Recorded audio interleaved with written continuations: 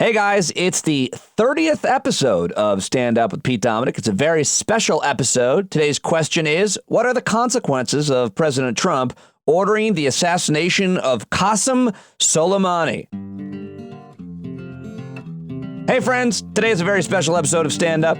On Thursday, President Trump ordered the assassination of Qassem Soleimani. He was the head of Iran's elite Quds military force and one of the most powerful figures in the Islamic Republic of Iran. He's now a dead man, being celebrated, unifying Iran in a way very little else could. Great work by the former host of The Apprentice. So far, the consequences have been that the Iranian government announced it would no longer abide by the terms of the 2015 nuclear deal, lifting restrictions on centrifuges, uranium enrichment, and more. The Iraqi parliament approved a resolution calling on the government to expel some 5,000 U.S. troops from the country. They're kicking us out now. And my daughters and lots of other people are very worried we are headed for World War III. My almost 15-year-old Ava told me that her generation would be terrible in combat because they wouldn't stop looking at their phones. He said the bullets could be flying and they'd be more interested in making TikToks. So I thought that was kind of funny and scary. On Friday, I heard from lots of listeners from my SiriusXM show saying this was the kind of earth-shattering event that made them miss the show. We always did a great job with foreign policy and national security issues, so that inspired me to reach out to my network of expert guests, and I spent all weekend interviewing the 7 people you are about to hear. It was a lot of work, so I hope that you will share it with your friends and social networks. Sharing this podcast, telling your friends about it, is the only thing that will make it grow. So tell your friends, email them, tweet them, Facebook. This is a really important and very special episode of Stand Up. Let's get it started right now. Andrew Bacevich is a graduate of West Point Military Academy, retired career officer of the U.S. Army. He's a combat veteran of the Vietnam War. He's the president now of the Quincy Institute for Responsible Statecraft, professor of history, and author of several very important books, including a brand new one coming out January 7th, The Age of Illusions, How America Squandered Its Cold War Victory. Order it now. Andy, thank you very much for a little bit of time today. Happy to be with you, Pete. So, in your recent article for the LA Times, which I'll link to in the show notes for this episode, you write that as candidate for president and repeatedly since his election, Donald Trump has denounced this project as the height of folly, vowing to extricate the United States from the mess that it has done so much to create. Yet, as often is the case, the gap between the rhetorical position Trump stakes out and the results he actually achieves is enormous. And so with this killing, you say Trump has effectively thrown in the towel. So much for non-intervention, apparently. Well, we may be in one of those moments when the passage of 24 hours renders my brilliant analysis obsolete. And what I mean by that is this. The latest development out of Baghdad is that the Iraqi parliament is demanding the withdrawal of all foreign forces, meaning us, and I guess a handful of Brits. That's about it. Whether or not we are going to respect the decision of a nominally sovereign state, I think is a big question. But if we do, if Trump says, okay, we're out of here, then, oddly enough, in the wake of the Soleimani assassination, he will be in a position to say that he finally ended at least that phase of the global war on terrorism. And in an election year, he'll score some big points, even if his decision is not particularly responsible, but politically it must be attractive to him. That's a really fascinating way to look at it. I hadn't looked at it that way. You wrote an entire book about the 30 years of military intervention in the Middle East. Going back to the war in Iraq, is it fair to say that the United States invasion of Iraq in 2002 destabilized the region over that period of time and threw the power to Iran? Yeah, it was 2003, but I would be careful about saying, hey, this is the moment when we really screwed everything up. But you put a gun to my head and say, pick a moment, then yes, I would choose the decision to invade Iraq, Bush's decision, George W. Bush, remembering that the issue of the moment was to respond to the 9/11 attacks and take action that would avert any further attacks. And of course, Iraq had nothing to do with the 9/11 attacks. Saddam Hussein and Osama bin Laden were adversaries. So we launched this, I think, illegal invasion, expecting that the overthrow of Saddam was going to produce stability in Iraq and improve our position in the region. Instead, all it did was produce instability, and that instability has continued to the present day and provided a basis for new terrorist organizations like ISIS to come into existence. So, I'm the last person to say nice things about President Trump, but it is certainly the case that the mess that his role in creating the mess we're in is relatively minimal. How do you see in 2020 America's interests in the Middle East? Well, I think the key point here is they are not nearly as great as we imagined that they were 20 years ago or 40 years ago. The core interest, our core interest in the Persian Gulf, going back to the end of World War II, relates directly to oil. And there has long been a perception that we, the United States, need Persian Gulf oil, but the truth is we don't. Because of all the advances in fracking and the like, there's an abundance of fossil fuels in North America. And whether or not we should be burning them and contributing to climate change is another matter. But we don't rely on Persian Gulf oil to sustain our way of life. Back in the 70s, we thought we had to rely on Persian Gulf oil to sustain our way of life. So on that basis alone, it seems to me that the importance attributed to the Persian Gulf 20, 40 years ago, simply that whole question needs to be revisited. And it baffles me that in Washington there aren't more voices calling for that sort of reassessment. So the other interest is what? Stabilization of the region, preventing terrorists from attacking our interests? Yeah, I think the first word you spoke is the right one. What's our interest? Stabilization. We would like to see it would be wonderful if the nations there were democratic. It would be wonderful if they respected human rights. But if they could simply exercise sovereignty within their territorial limits and basically get along with one another, then our basic interests would be satisfied. Since 9/11, the preponderance of opinion in the foreign policy establishment has been that the only way to achieve our goals in the region is through the reliance on military force. That's what we've been doing ever since we invaded Iraq in 2003. And I don't think there's anybody who can possibly argue that our efforts and the sacrifices of our troops have achieved anything worthwhile. People don't want to talk about the numbers. The Iraq war itself, when all the bills are paid, probably is going to cost the American taxpayer $6 trillion. And what have we gotten for it? Well, I think we just got kicked out. Nothing. Yeah, we just got kicked out. Just got booted. Thanks a lot. You guys can go home now. You mentioned so it's a sad chapter in our history. Very sad. So you mentioned human rights. What do you make of President Trump's threat on Twitter that if Iran retaliates, we will target 52 sites for the 52 hostages, very symbolic, and more importantly, cultural sites? The reaction amongst pretty much everybody is that is a pretty horrific threat. It is an illegal threat. It is a threat against civilians. It's the kind of threat organizations like ISIS would make. What do you make of that threat that we would target cultural sites? I think it's madness. It's absolutely madness. And if there's anything, apart from dropping a nuclear weapon on Tehran, the conscious, intentional destruction of cultural heritage would be the act that would simply alienate everybody. Alienate people in the Middle East, alienate people in Western Europe, you name it. Now, that said, this is a president who shoots his mouth off a lot.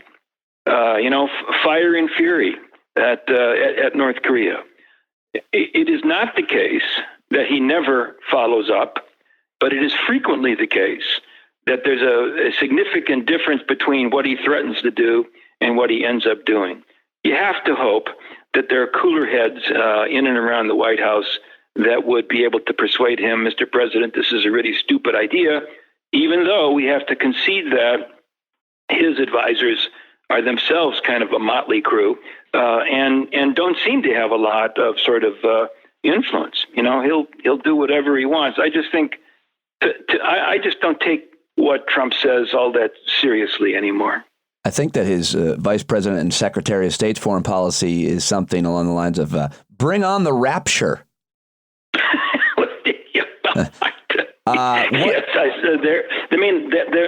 that's certainly an important part of Trump's, so-called base. Yeah. Christian evangelicals apparently are just, are in love with the guy, even though Trump's own sort of adherence to Christian principles is a bit wayward, I guess. My favorite moment ever was when the president, when he was asked on the campaign trail which he preferred, the Old Testament or the New Testament, and he said, "I like them both equally." So what role, if any, you've been writing about these issues for your whole career, what role, if any, should Congress be playing in these decisions? Talk to me about the authorization of the use of military force that was given, it seems like a very long time ago. And how can the president's decisions on foreign policy, on military strikes like this one, be checked? How should they be? They absolutely should be. In my LA Times piece that you referred to, I talked about the Democratic members of the House and Senate who were whining about not having been consulted about the assassination. And I thought, good God, the Congress has been so supine, not specifically with regard to Trump, but with regard to Obama, who, of course, was big on assassinations, and with regard to Trump, and with regard to Clinton. So the Congress long ago forfeited its authority with regard to war. And yes, there is, in particular with Trump in the White House, but even apart from Trump, I think there's an urgent need for the Congress to reclaim that authority. How would they do that? Well, the way they would do that, I think, is through the power of the purse. The president can't do anything. He can order an airstrike, but ultimately he's going to have money to pursue whatever his purposes are. And if the Congress refuses to appropriate money, then that settles the argument, it seems to me. But saying that probably makes me sound naive because that presumes that the Congress, as a collective body, not simply as a bunch of Republicans and a bunch of Democrats, it assumes that the Congress as a collective body would have some kind of a sense of responsibility and some sense of how to restore the government that the founders intended, which was not a government in which a president could do whatever the heck he wanted. Right. Thank you very much for your time. I'm going to go get your new book, The Age of Illusions, How America Squandered Its Cold War Victory. It's out January 7th, and hopefully we can sit down and do a much longer conversation about that. I'd enjoy that very much. One of my all-time favorites, now joining me. Robyn Wright has been a contributing writer to The New Yorker magazine since 1988. Her first piece on Iran won the National Magazine Award for Best Reporting. She's a former correspondent, worked at the Washington Post, CBS, Los Angeles Times, Sunday Times of London. She's reported from more than 140 countries. She has written several books, has won several awards for them. You should buy them and read them. Robyn Wright, thank you for your time. Always great to be with you, Pete. What is the most important thing we need to know about who Qassem Soleimani was? Qassem Soleimani was the most feared, but also the most admired military leader in the Middle East.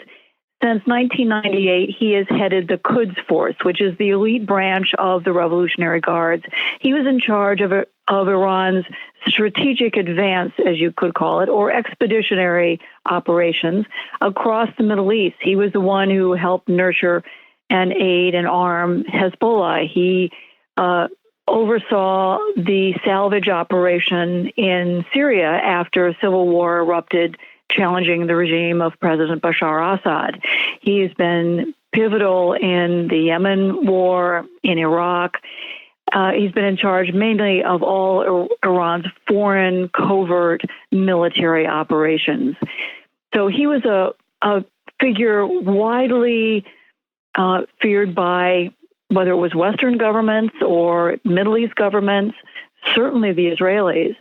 But he was also in many ways admired for, sometimes in Iran, but even elsewhere in the region, particularly among Shiites, for creating a presence for Iran's revolutionary ideology. Is it fair to refer to him as a terrorist? He worked for the Iranian government, military. The United States designated him for complicity in a plot to assassinate the Saudi ambassador in Washington. His Quds force was also designated as a terrorist organization by the United States. So you can certainly make that equation. From the perspective of the United States and many other governments. But as soon as I heard you say that, I thought of Jamal Khashoggi and the Kingdom of Saudi Arabia killing him. I mean, if that is that not terrorism? Who knows? Robyn Wright, when you learned of his assassination by President Trump, what were some of your top-line reactions before you went to your keyboard to start writing up your very important story? Well, to be honest with you, I was dumbstruck. This is a man who was widely considered to be untouchable, that he was incredibly not only manipulative, but he was incredibly clever about circumventing or preventing, some kind of operation that would take him out. There had been consideration both by the Bush administration and the Obama administration, but they decided it was too big a risk because of the potential consequences, the kind of threats we're now seeing from Iran. So they opted not to challenge him physically or militarily. So this is, in many ways, something that can be considered as an act of war. Unlike Jamal Khashoggi, which you mentioned, he was a Saudi citizen taken out by his own government. This is the United States taking out the most prominent military leader in Iran, one of the three most powerful men in Iran. And if Iran had assassinated the head of U.S. Central Command, which oversees all of our operations in the Middle East and South Asia, we would certainly consider that an act of war. And what was numbing to me was the fallout from this. How does this play out? I lived in Lebanon in 1983 when the U.S. challenged a Muslim militia. We had been peacekeepers in Lebanon, and suddenly we decided to carry out a military operation against one of the parties to the civil war. And 34 days later, there was a suicide bombing of the Marine peacekeepers that killed 241 Marines. It was the largest loss of life in a single act since World War II, and that is still true today. So we have to be very careful and thoughtful about gaming our military strategy, and also thinking through what comes next and what's the exit ramp in case there are more hostilities. And my deep concern is that there was a decision to do this, and there hadn't been a strategy developed in terms of what happens if Iran, challenges us militarily. Do we then strike back? Does this escalate to the point that we're sucked into yet another Middle East war? So my first reaction was to think, oh my God, what's next?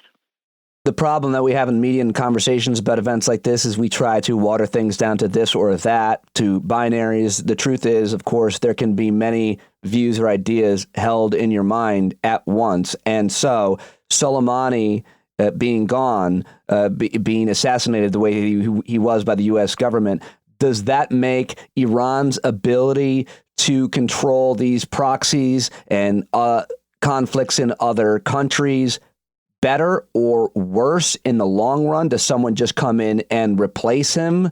And is there any way to look at this and say, strategically, it's good that he is gone? This is a nasty human being.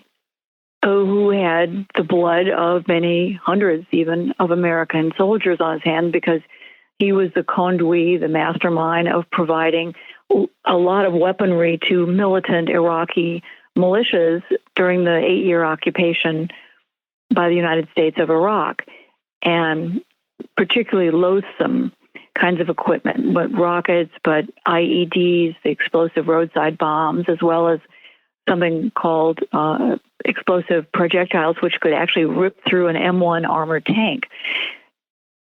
So there's no redeeming qualities about him.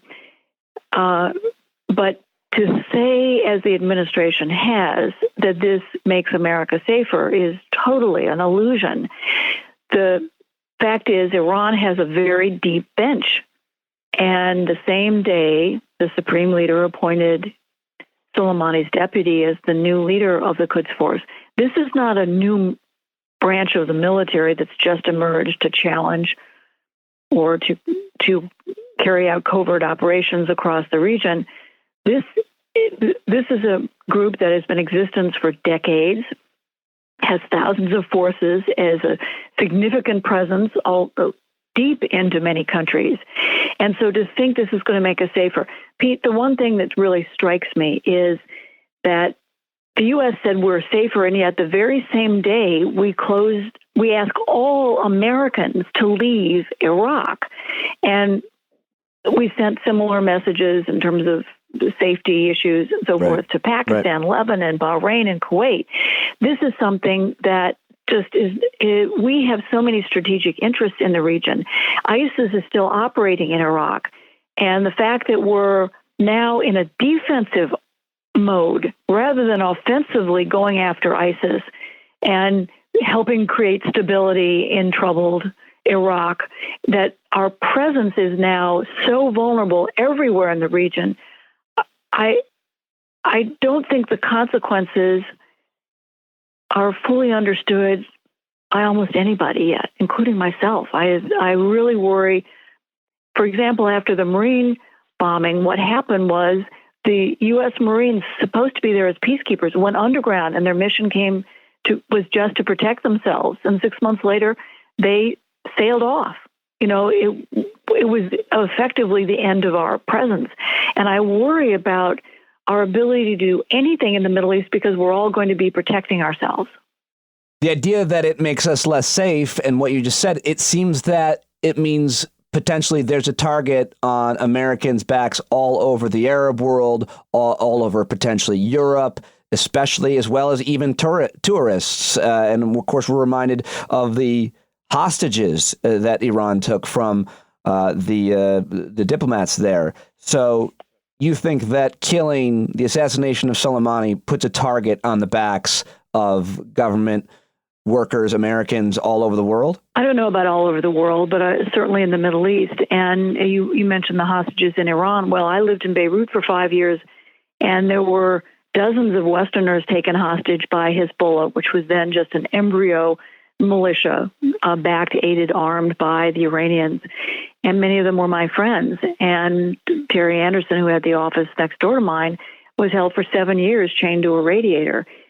This is the kind of thing we think in terms of, blatant or straightforward military operations, where there are a lot of soft targets we have, vulnerable Americans. And if you remember, the yellow ribbon was introduced as a symbol of American vulnerability during the hostage ordeal in the 70s and 80s. And I worry about any American, all the Americans taken in, with one exception, in Lebanon, were journalists or missionaries or, academics. Another of my friends, Tom Sutherland, was the head of the Department of Agriculture at American University of Beirut. And they all have to be deeply worried about even going out to get a cup of coffee. Terry Anderson was picked up when he was going off to play tennis. So we are vulnerable in many, many places now. That's true. This president has no experience in foreign policy. He doesn't seem to have much interest or know-how. The biggest concern that I'm hearing a lot of smart people say is that there is nobody that works in the administration that is giving him good guidance. Do you think that he has anybody advising him or has any idea what he has just done in terms of the future and the consequences of it for America's interest and Americans and the region as a whole? That's a huge question and involves a lot of people, and including some I don't know. So I can't answer that question with a straight face. I worry about those who are advising him. The interesting thing is that President Trump actually is quite interested in making a deal with Iran, and I think that hasn't changed.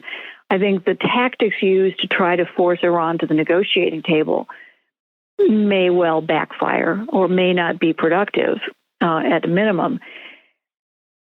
But in the middle of all this, the tragic irony is that rather than get a new deal, rather than launching diplomacy, that we may end up in some kind of conflagration, maybe not an all-out war, but a kind of asymmetric conflict where there are tit-for-tat operations. And that will not be the kind of conventional war where there's a front line, but there will be that soft targets, that an arena that is much bigger than the Iranian border. There are very few writers and journalists that have your connections and relationships and your experience in history writing about the Middle East and the Iranian-American relationship. Very few people understand that history as well. I fear that your work, your excellent work, will be much more important in the very coming near future. But I will always go to you. Thank you very much for joining me, Robyn. Thank you, Pete. Always great to be with you. Follow her on Twitter at WrightR, at Wright, WRIGHTR.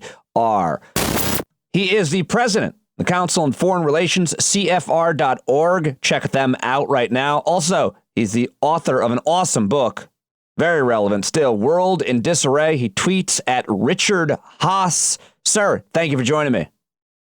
Great to be with you. You have an interesting article at the Financial Times where you said the targeted airstrike against the leader of the Iranian Revolutionary Guard, Qassem Soleimani, potentially to be the most significant development in the troubled Mideast since 2003 decision by then U.S. President George W. Bush to launch the Iraq War. That is quite a comparison. Why make that comparison? Well, we all know how significant 2003 was, and my own concern is that this has that potential. Iran is extraordinarily capable.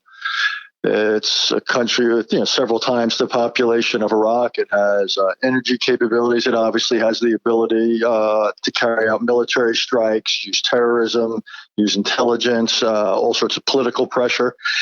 It's already the most influential regional country when you think about this band going through Iraq, Syria, Lebanon, and so forth. And if the United States and Iran are going to effectively be carrying out a low-level war against one another, I don't think any country in the region can assume it's immune. And Iran has all sorts of capabilities, and there's a lot of vulnerabilities. And so I just think this has the potential to redefine what's still a critical part of the world. News broke yesterday, I guess it's now, that the Iraqi parliament voted to kick the United States out and other foreigners out of Iraq. How significant is that? Well, it's big. I mean, it's sad. And when you think about all the efforts the United States has made to try to influence the trajectory of Iraq, but let's just put aside the past and we'll just look at it going forward.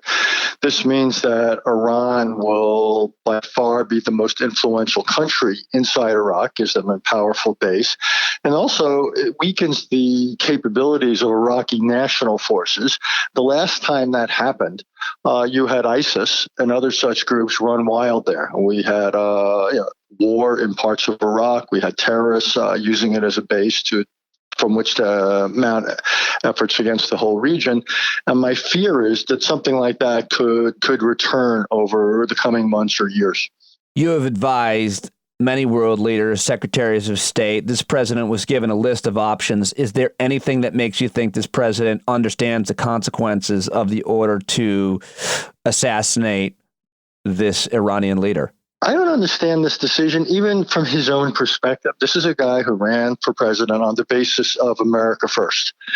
why would you then want to have the United States get enmeshed in what could be an open-ended set of conflicts around the Middle East? And then to the extent he cares about foreign policy, the whole emphasis in his administration, among other things, was to take on China, great power rivalry, think about North Korea. Well, again, if we're heavily involved in the Middle East and we're sending thousands of troops there now, how are we going to be able to deal with these other parts of the world? So I just don't understand this in any way, just given who he is. And the larger thing of history, I don't understand it, but let's put that aside. From my own point of view, that this simply doesn't make strategic sense. But even from his point of view, it doesn't. So it really makes me wonder yet again about the absence of a serious interagency process. This is too much informalism. It's too personal. The president just decides what he wants to do. And from what I can see, there's no one around him who has both the willingness and the ability to push back and take him on.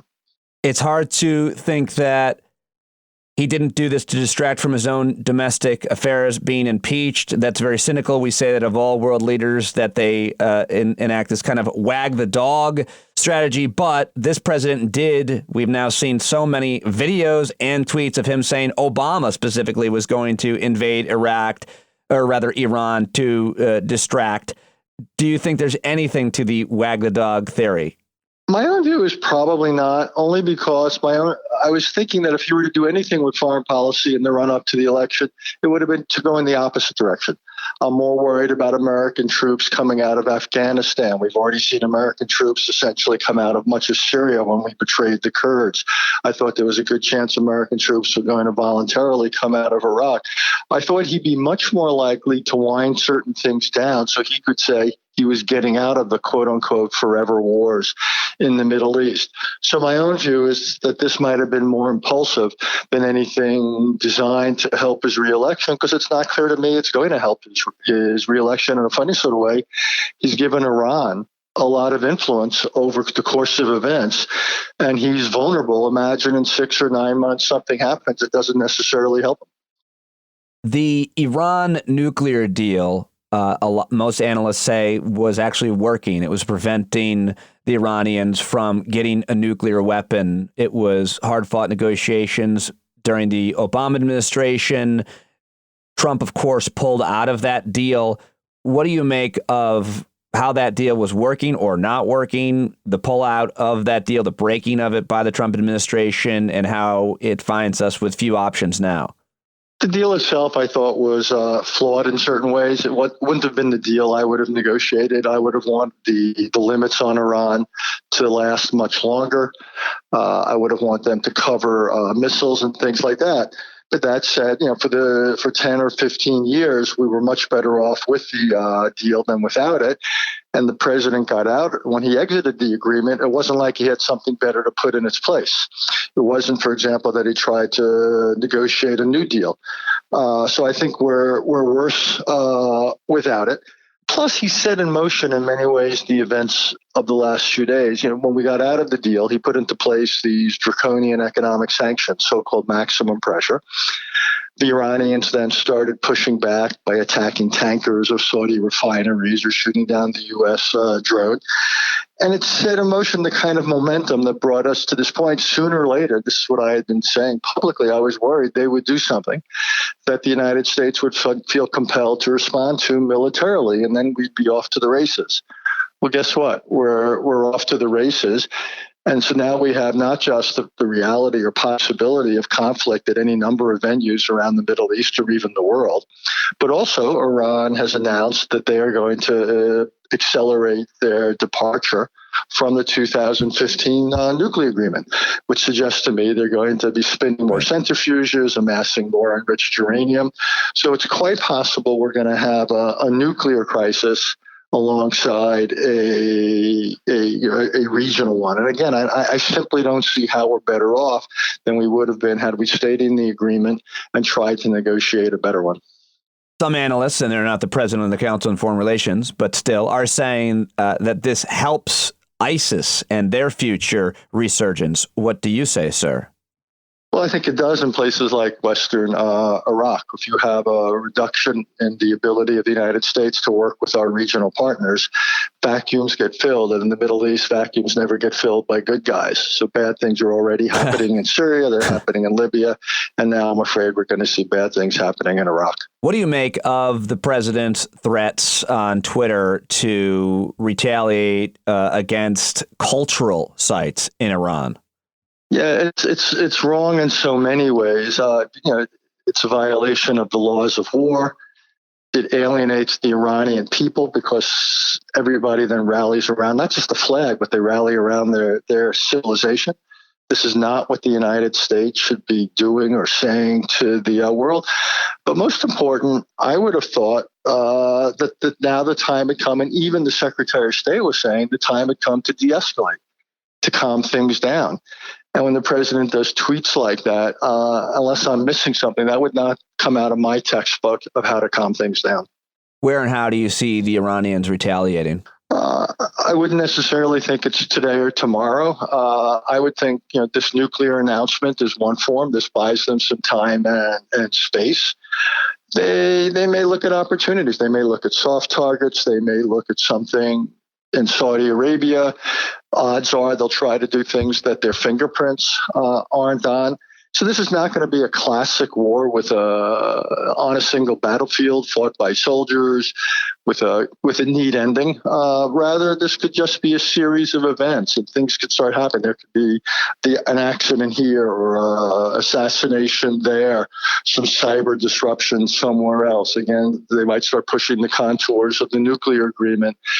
So I think everyone in the region, indeed around the world, I think we have got to be alert. And it's quite possible, at least initially, their targets won't be Americans, so much as friends of Americans.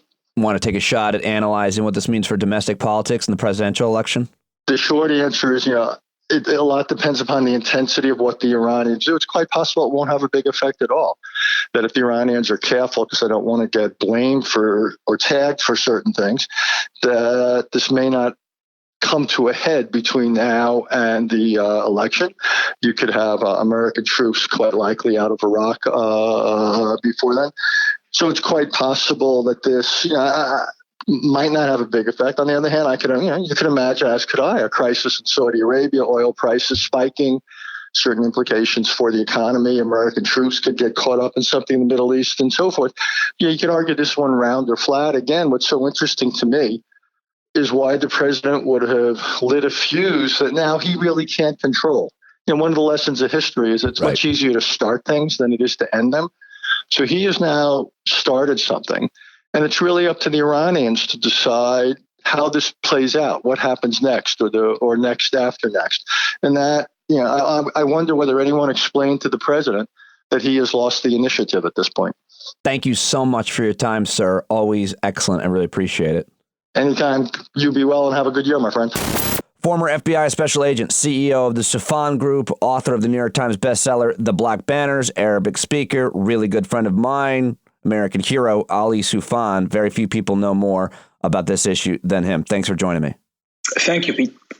This profile of Qassem Soleimani that you did in 2018 is going viral. A lot of people referencing it. You're the guy, and your organization is the organization that knows a lot about this guy and the proxy groups that he supported. Take me through the top lines. Who was this guy? How important was he to the region, not only Iran?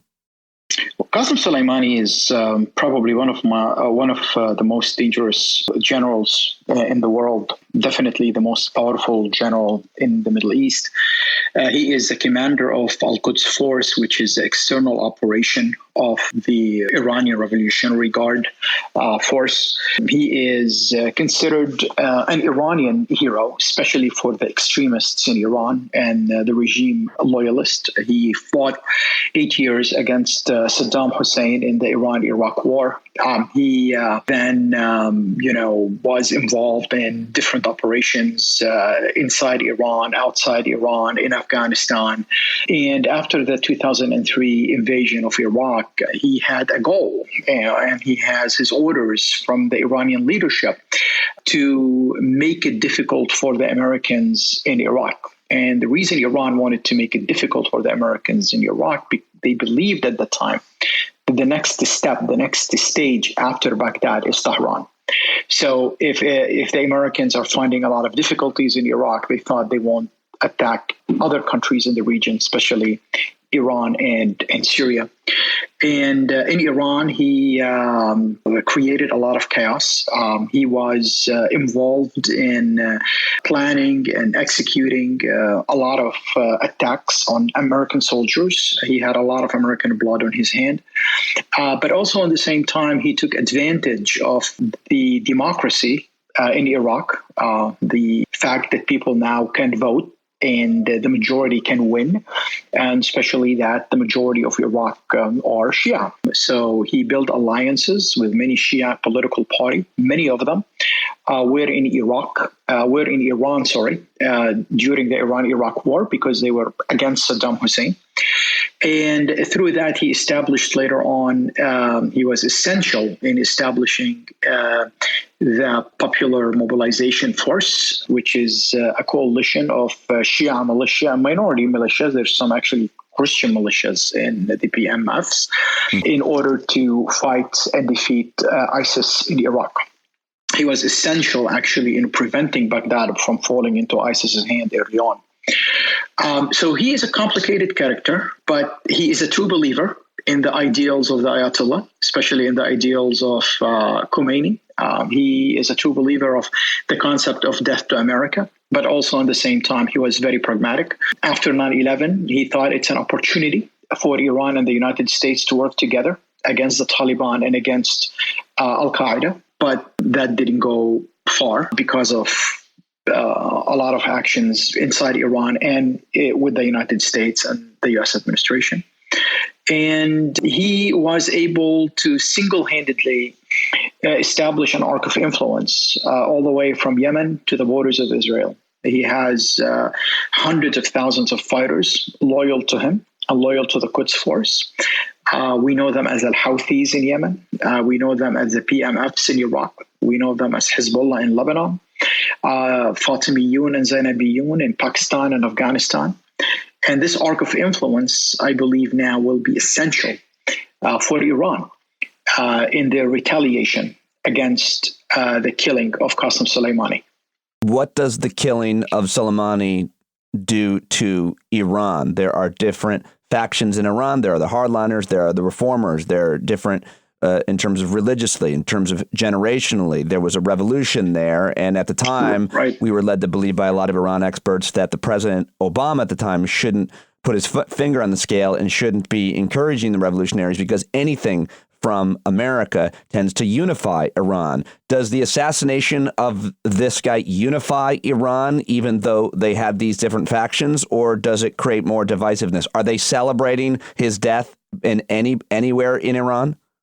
Well, it's a complicated question because, yes, there are a lot of people in Iran that's probably against the regime, right? But at the same time, they are not really against the system in Iran, right? And I think the killing of somebody like Qassem Soleimani might be a unifying factor. I think the Iranian propaganda, the Iranian regime propaganda, the extremist propaganda will use it as a unifying factor. The Iranians are very patriotic people and they rally around the flag. And I'm sure a lot of people in Iran do not like Qassem Soleimani because he represents the oppressive regime.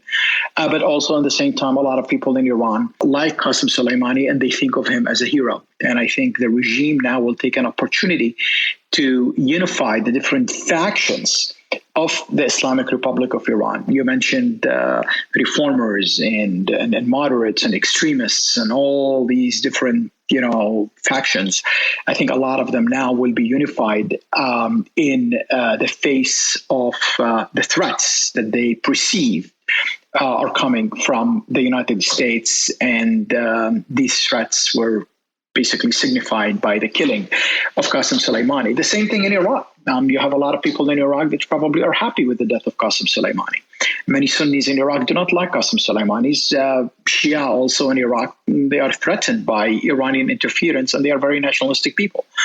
But I think many Iraqis, to include the Kurdish president of Iraq and the Shia prime minister of Iraq, they believe that our action in Iraq was a violation to their sovereignty.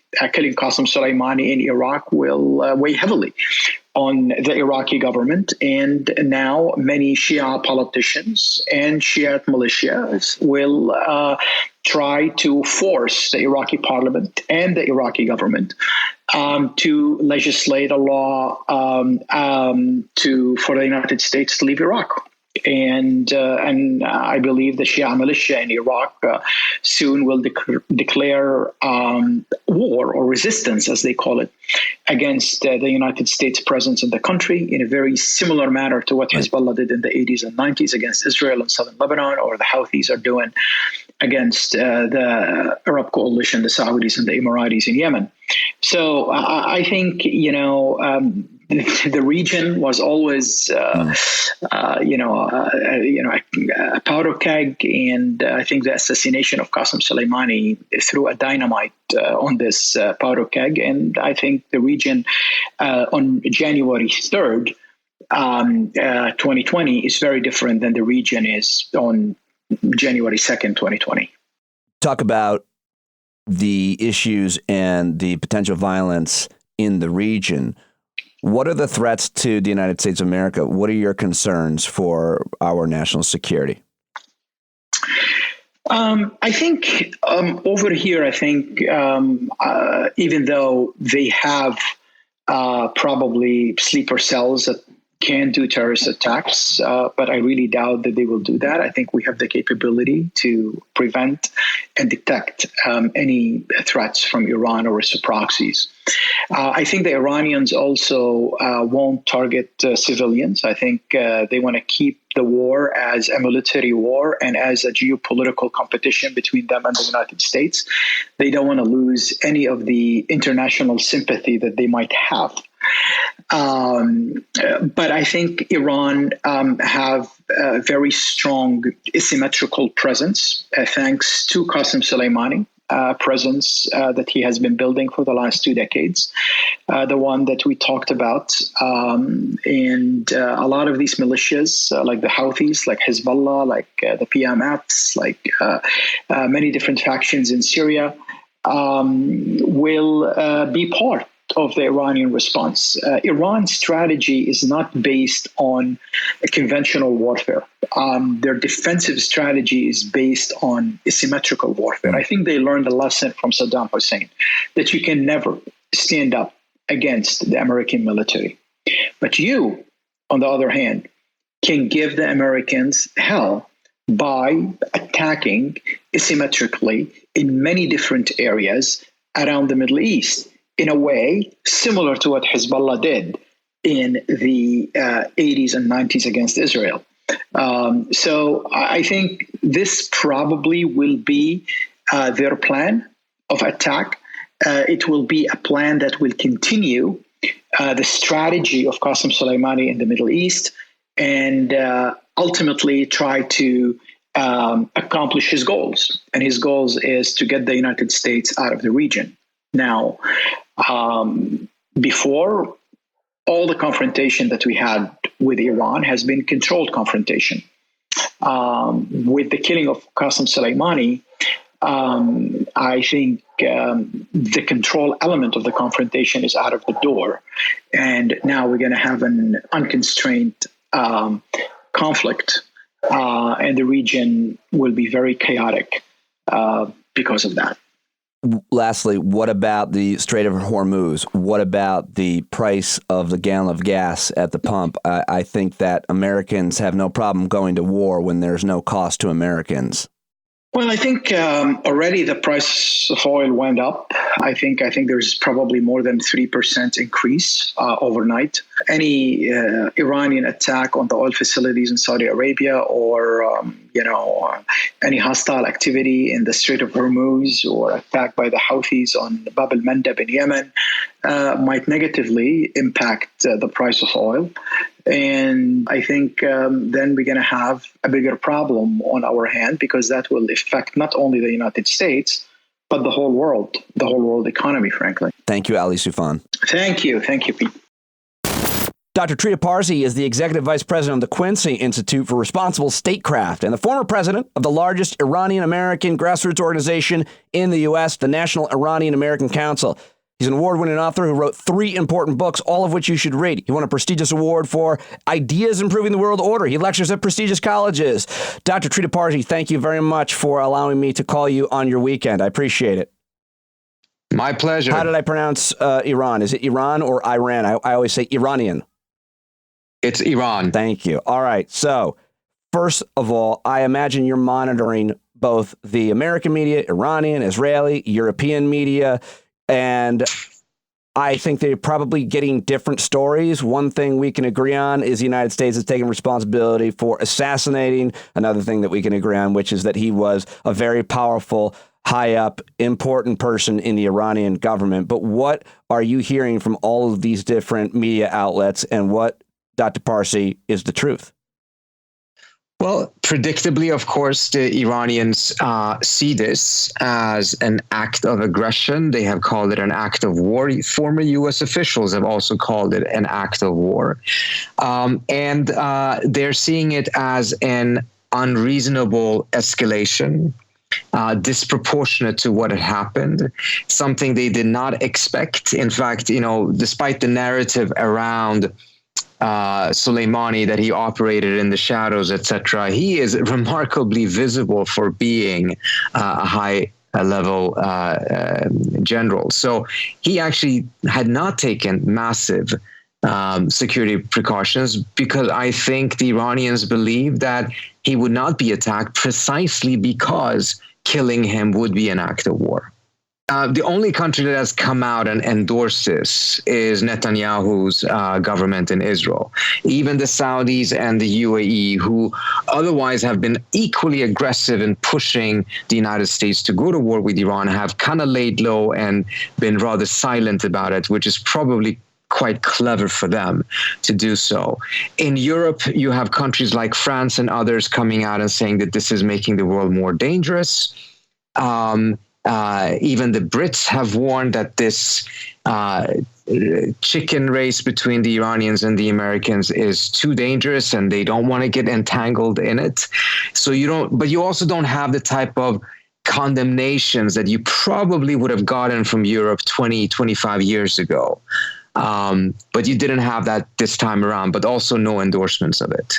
How divided is the Arab world, Shia, Sunni? Learning a lot about the allegiances here and the organizations who he worked with for years, Hezbollah, in Syria, in Yemen. What about the Arab world? What can you tell us about the reaction there? Well, as much as he was a detested figure in certain circles in the Arab world, certainly the Saudis didn't like him. Certainly the Syrian opposition did not like him. But at the same time, inside of Iraq, amongst Shias, but also some non-Shias, he is not only revered, he's more of a hero figure. And you see it today. I mean, the prime minister of Iraq announced a 3-day mourning in his honor. So this is not someone that, in line with the narrative over here, is like detested all over Iraq because of Iranian interference there. I think there is Iranian interference there. I think there is legitimate and genuine Iraqi anger against Iran's oversized role in Iraq. However, to believe that that has translated into some form of endorsement of the U.S.'s role or presence in the Middle East is a completely different matter. Dr. Parsi, as an American, how do you see the threat that Iran now poses the U.S. and our, quote, interests, diplomats, people working all around the world, especially in the Arab world? Well, my perspective is that I actually don't think that we have such interests in the Middle East that warrants and justifies the type of military presence and domination that we've had in the region. I don't think the Middle East is as important strategically, geopolitically as it was decades ago. That potentially could have justified such an American presence. I think most Americans want to leave the region. I think they see what has happened there for the last 20, 25 years. They've seen the U.S. involvement, and they're asking themselves a very legitimate question. how is this helping or making America more safe? Being there seems to just build up more headaches for the United States rather than the other way around. So I do believe if the United States had much less of a military footprint in the region, it actually would serve U.S. interest, and it would likely also reduce the threat from Iran, or at least put the United States outside of the reach of Iran. Is Iran interested in expanding their territory, their influence in the world? Iran has no territorial claims on other countries, but it certainly has a view of itself as a natural regional power that should have an influence in the region, and that it has had that historically, and is ferociously pushing back when the United States or others are seeking to make sure that Iran is isolated, contained, and does not have any influence in the region. The history of the conflict between the U.S. and Iran is really, really important in any conversation about this. And I don't know how far we want to go back because we don't have much time left, and I appreciate your time. But if you look at what was referred to as the Iran deal, which was made to prevent Iran from getting access to a nuclear weapon that I think most people agree they did want access to, that deal, which you wrote a book about being made, that deal being violated by this president, made by the last president, violated by this president. Let's start there. That is part of the reason, or if the main reason as to why we are in this conflict right now. Had it not been for the Trump administration walking out of that deal and reigniting this conflict, we would not be in the current situation. I'm not saying everything would be fantastic, but we wouldn't be in a scenario in which we would be at the precipice of war with Iran, if not already at war. We can't do much left in terms of sanctions. We've sanctioned so much of their economy already. What do you see unfolding in the coming days and weeks? I know this is just speculation, but still, you are an expert on the region and both countries. What do you see unfolding here?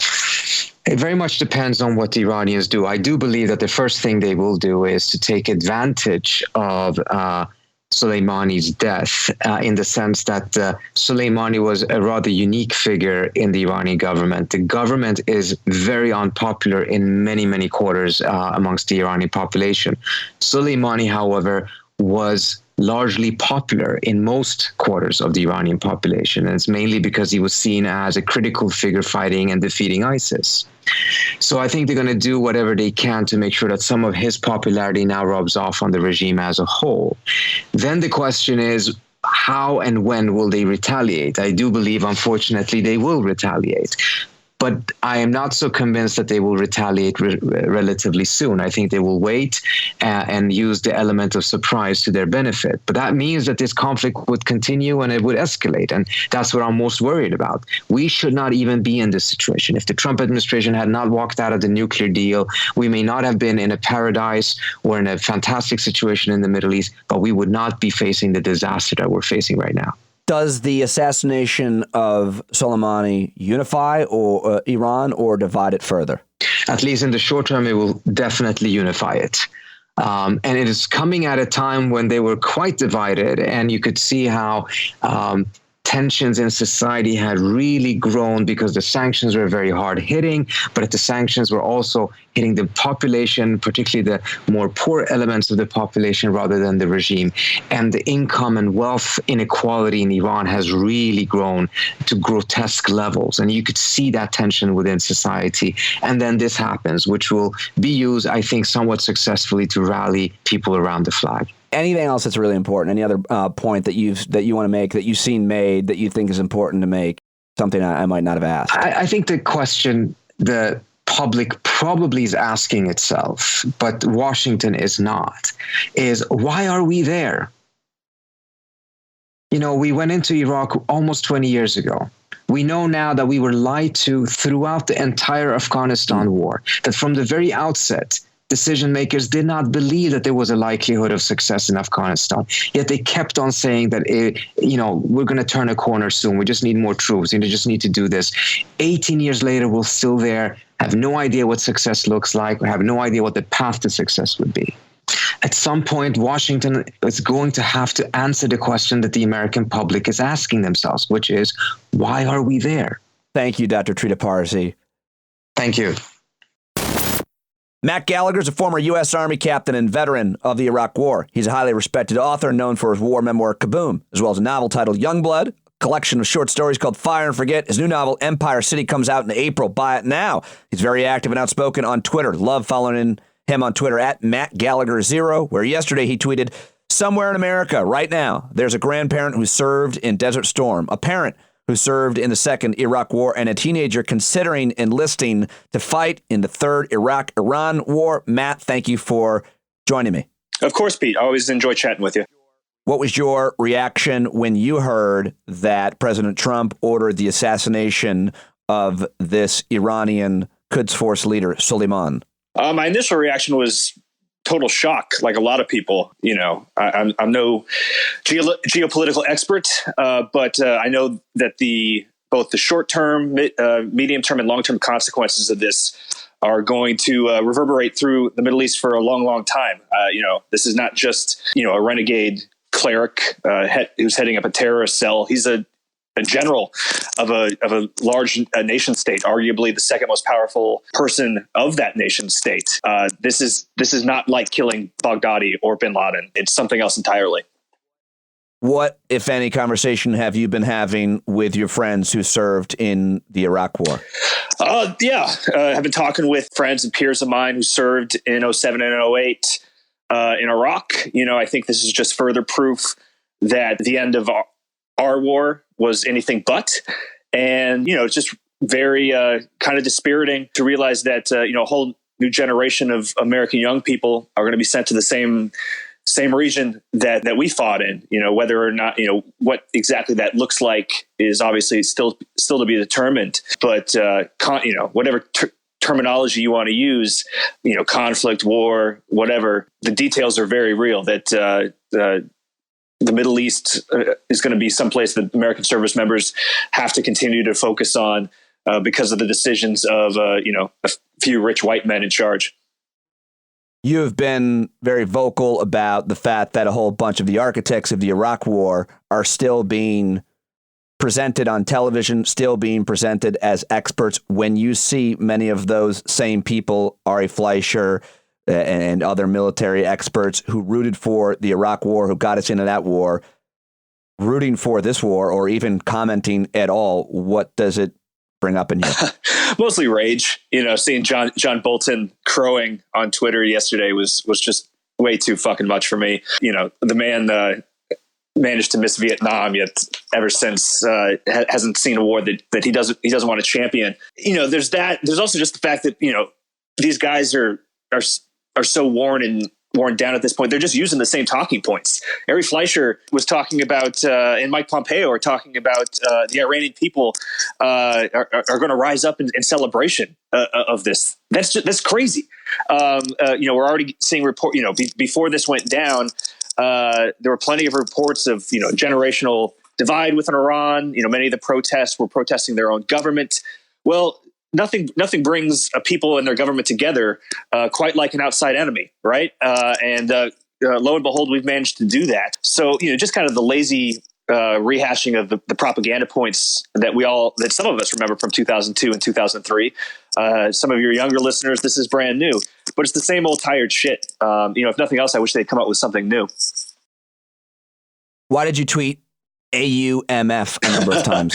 Stands for authorized use of military force. And I think that's something that a lot of veterans and foreign policy folks from my era, I'm 36, are really dead set on bringing to the attention of the American people. The legal justification that's already being trotted out by the administration for this killing. They cite the authorized use of military force passed by Congress in 2002. Right, that was designed to go after Al Qaeda, and the language is intentionally vague to suggest like-minded terrorists and terrorist cells.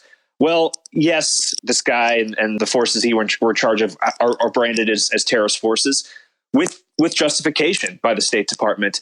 But again, he was also a general of a nation state. This is not the same thing as going after some other terrorist. So, if we're going to behave like a republic, if we're going to aspire to be a republic, returning war powers to Congress, via the AUMF is the responsible choice, right? It's something that a citizenry engaged in matters of war and peace doesn't just desire from its elected leaders, it demands it from their elected leaders.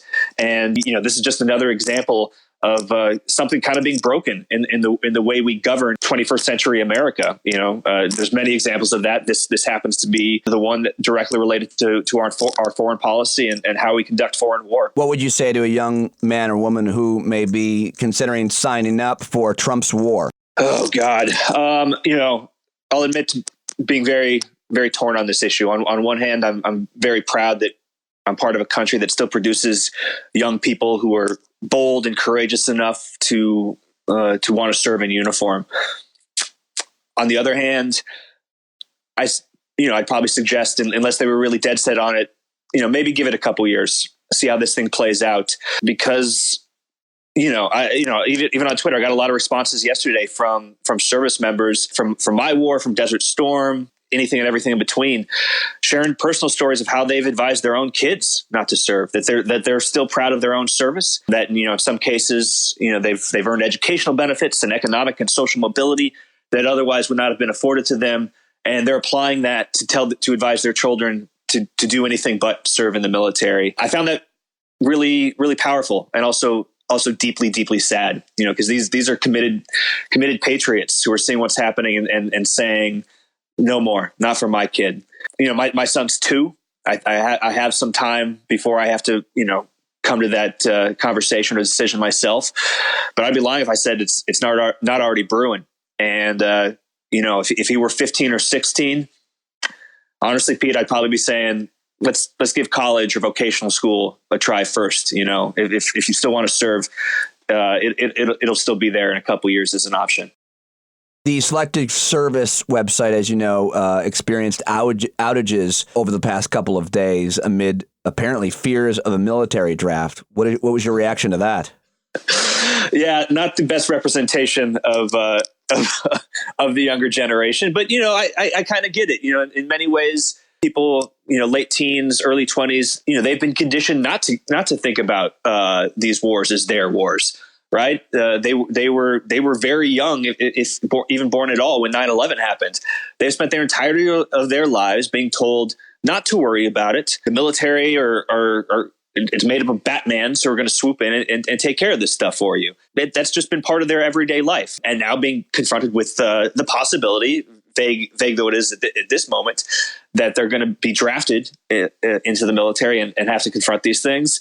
Yeah, I kind of get it. A little bit of panic is never bad for the immune system. But I think that's just so indicative of where we are as a country in terms of how we as a citizenry relate to our foreign policy. Our tax dollars are paid for that drone. Our tax dollars fund all of this every day. And I go back and forth on whether a draft is good and healthy for America a fair amount. But if nothing else, I think it's inarguable that it would force a lot more civic engagement and civic reckoning of these decisions. And is that perhaps, just perhaps, that's the net positive when weighed against having a quote unquote professional force. That's the brilliant, passionate Matt Gallagher. Matt, thank you very much for joining me on short notice. I appreciate you being part of this special. Thanks, Pete. Appreciate you having me. Aaron David Miller is a Middle East expert who has advised both Democratic and Republican secretaries of state. He has written several books, and he tweets at Aaron D. Miller. What was your reaction when you learned that President Trump ordered the assassination of the leader of the Iranian or the Islamic, they said Iranian, they got it wrong apparently, Islamic Quds forces? I frankly, I was stunned. Stunned by the fact that over the last 3 years, one of the few redemptive aspects of, and I mean one of the few redemptive aspects of Trump's foreign policy has been his inherent risk aversion. He's been very proportionate, like his predecessor, frankly, Mr. Obama, when it comes to projecting American military force beyond borders. He did respond to the Syrian chemical weapons attacks proportionately. He's called for, and I am in agreement here, for drawdowns and ultimate withdrawal of American forces from unwinnable wars. And he witnessed the lack of a response to the Iranian drone strike in June, and then to the two Iranian attacks on Saudi oil facilities in September. He rightly, in my judgment, did not respond to those either, at least with direct retaliatory strikes against Iranian assets and targets. So that pattern of risk aversion, however, was boldly and dramatically broken in the last 24 hours when the president decided to eliminate one of the two most powerful men in Iran, a country of 80 million people. And while I shed no tears over Soleimani's departure and the moral argument for killing him, given the amount of blood he has, and not just the blood of Middle Easterners, but blood of American forces in the early phases of the Iraq War, over 600. He was responsible for directing the operations against in Iraq. The fact that we could kill him, and this was obviously an operation driven by really good intelligence about his whereabouts, the fact that we could kill him and were willing to openly take credit for it in the Pentagon statement today doesn't mean we should have killed him. And that, in the end, is the great unknown here. If you ask me today, I'm just riffing off of the administration's own talking points. If you ask me today to agree with Mike Pompeo, who said this morning on CNN that Americans are safer now, that Soleimani is gone, given the fact that his own State Department an hour before advised Americans to depart Iraq, all Americans to depart Iraq, the answer would be no, Americans aren't safer. Right. If you ask me to agree with the Pentagon statement, which said that this was done as a defensive action, presumably we may or may not see the intelligence of an imminent operation on which this strike was based. But if you ask me, will this deter Iran from launching additional attacks? I would say no. If you ask me, will this make our position in Iraq? The Iraqi government has obviously caught in the middle, would be an understatement, by this, since we're there at their invitation, and we did this at their airport in Baghdad. Whether or not our position in Iraq, in which we've invested thousands of American lives and trillions of dollars, is now more secure than ever, I would say absolutely not. So that to me is the critical question. If it turns out that the Iranians are so cowed by this that they don't respond, and somehow a way could be found to settle things up with the government of Iraq, and you don't end up with a Hezbollah-Israeli cross-border war, which everyone legitimately fears, I would say, well done, Trump administration.